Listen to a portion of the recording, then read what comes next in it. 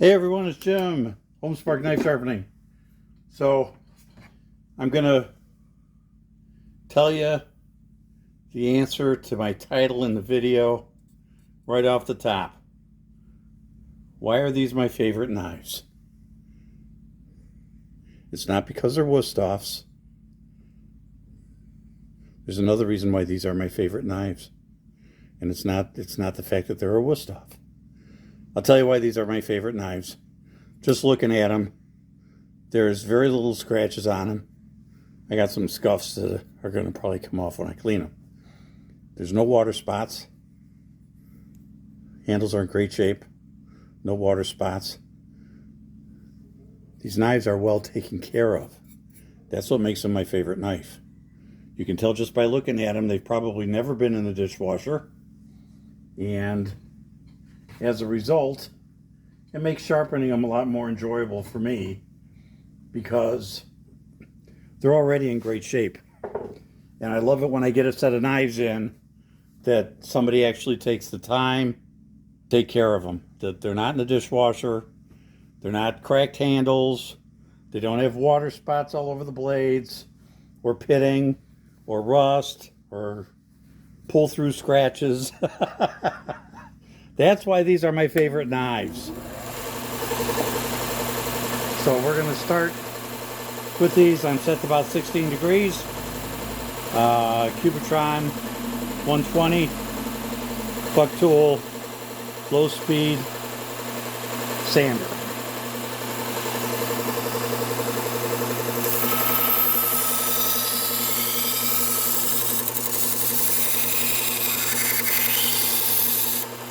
Another thing is, if you watch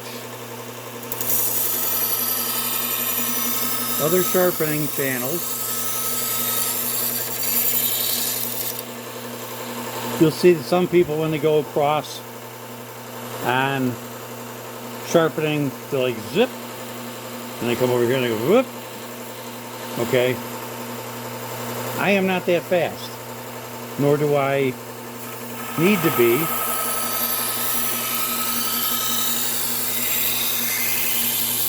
I get much better results just going at a speed that's comfortable for me, that I can see what's going on, that I'm not messing up knives by going too fast.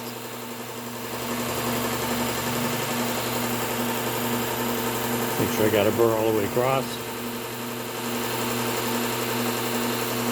Okay, so if you're getting into sharpening, just take your time. You don't need to be super fast. You know, now someday in the future, after I've done thousands of knives, maybe I'll get to a point where I'll be faster across the belt than what I am now. But being faster doesn't necessarily mean that you're doing a better job. You want to go at a speed that's comfortable for you. That's what's going to get you the best sharpening results. Now these, we got to be a little careful, these recurves.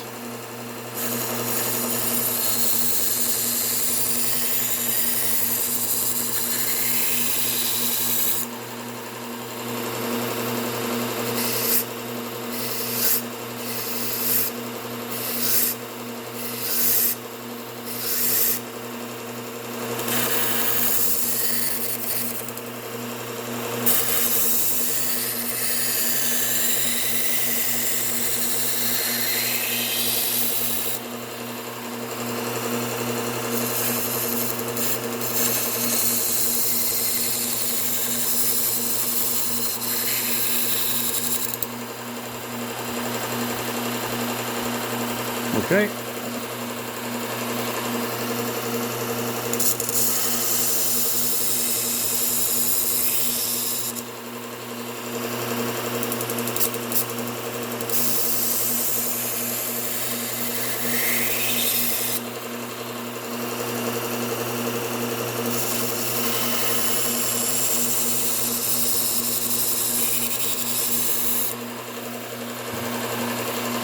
Last one.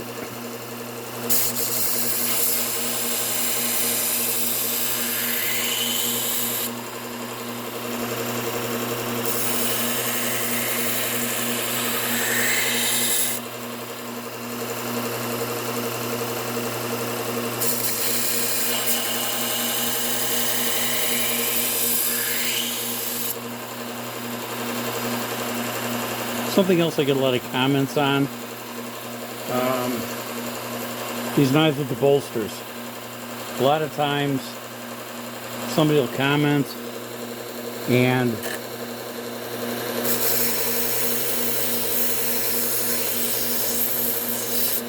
they'll tell me, oh, you know, that bolster has to come down.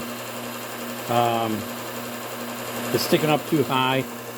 A lot of times when you look at it here, it looks like this is really high, but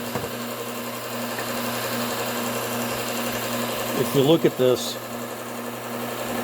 okay, it might be just a tad high, but with the camera angle, sometimes it's a little deceiving.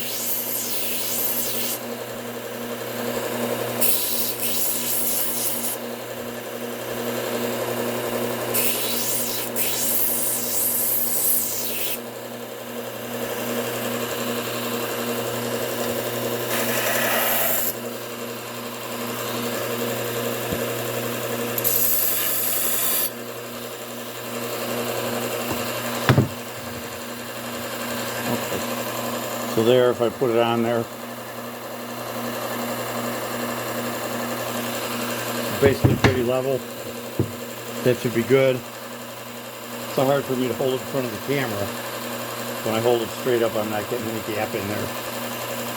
So sometimes, you know, the other thing I've noticed too on video, sometimes when you do this, it looks like either they're starting on the bolster or they're starting further down from the bolster, and a lot of times it's just camera angle.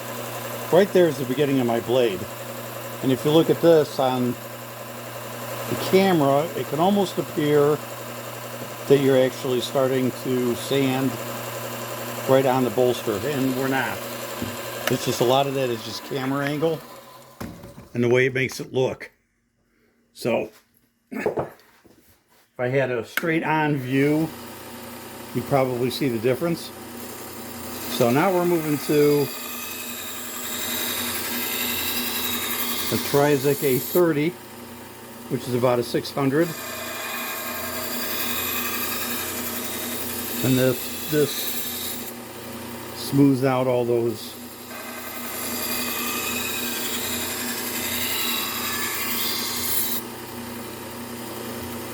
marks from the rougher belt. Gives you a nice glossy edge. I don't know if we can see this or not. See, shines that edge up. Okay.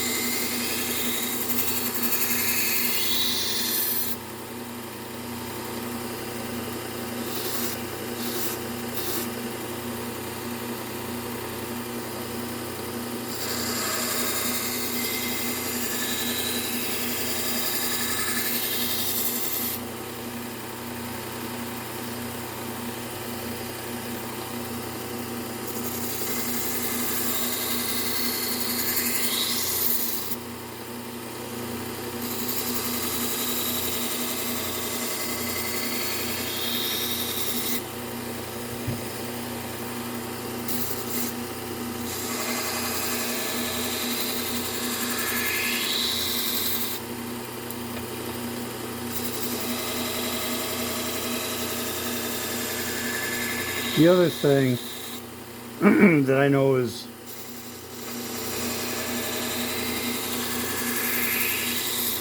really hard for you guys to see is the actual burr that we're raising. That can be kind of difficult to see on camera. Sometimes, depending on the lighting and stuff, you just happen to get everything just in a perfect position that you guys can see that real easy. Other times, not so much.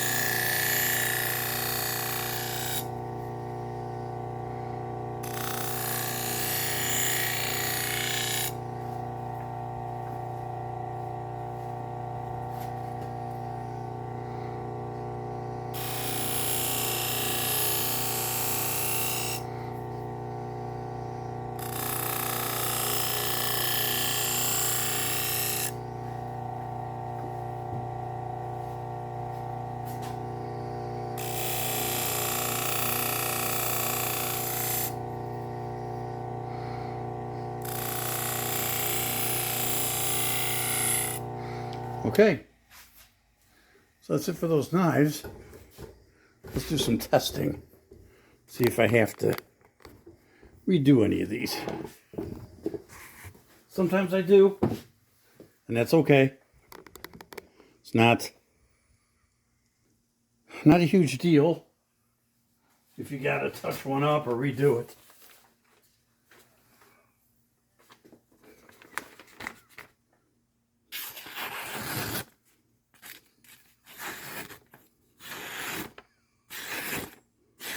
Yep. Liking that one. Yeah, like that. Now that could just be burr. Let me get this in here and find out.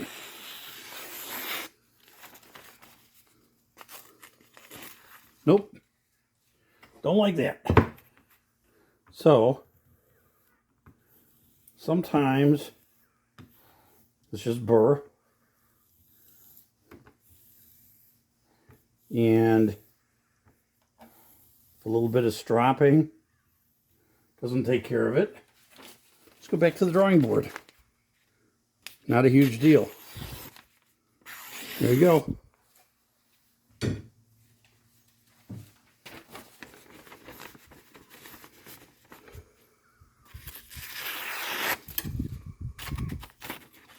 Yep, not liking that one too much either.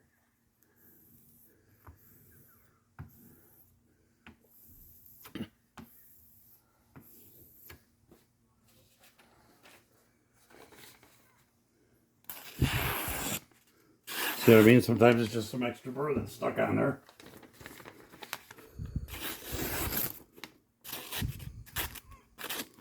That one's a little sticky. So let's do that one too.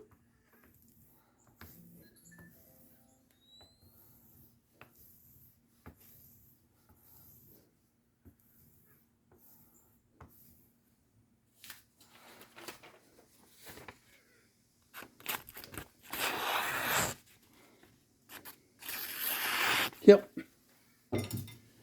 Last one.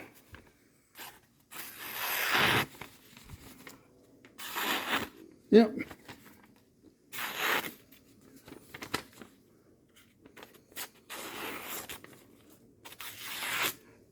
Maybe a little.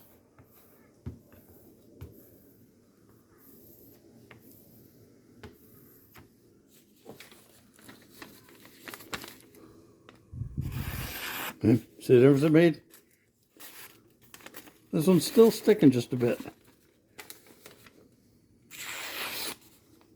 There we go. Okay. In pretty good shape on those. Just got to clean them up a little bit. and stick them in some sheaths. I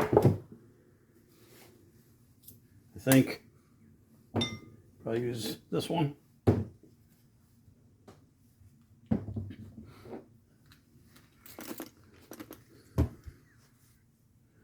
Just use some isopropyl alcohol. Always make sure I kind of wipe down the handles a little bit. Make sure there's no leftover dust or anything on them.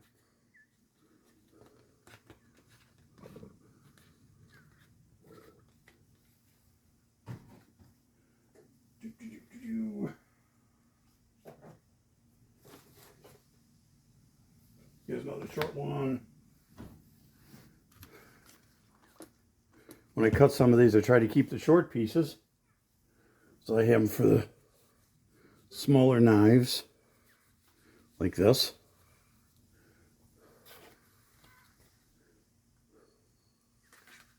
There we go.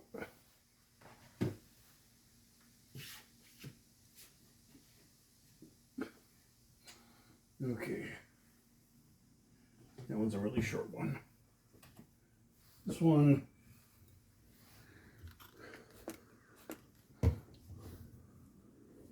see how much I got here.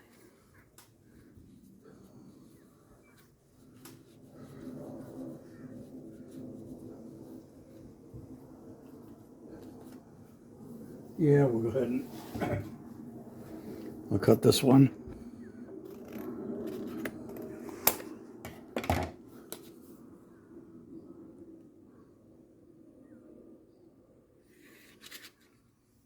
There we go. Okay.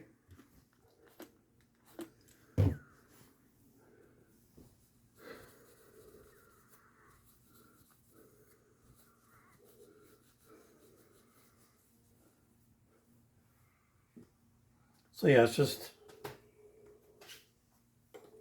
for me, it's just really a joy to sharpen knives that are already well taken care of.